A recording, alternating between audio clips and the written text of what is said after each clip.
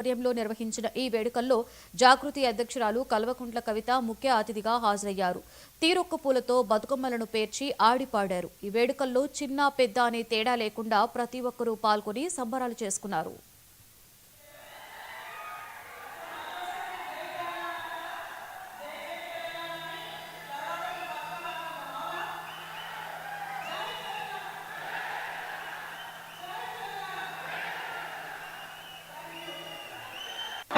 బతకలేక ఎక్కడ పోయినారు తెలంగాణ వాళ్ళు అంటే పోతే బొగ్గుబాయి పోయినరు లేకపోతే దుబాయ్ పోయినరు అని చెప్పుకునేటోళ్ళం.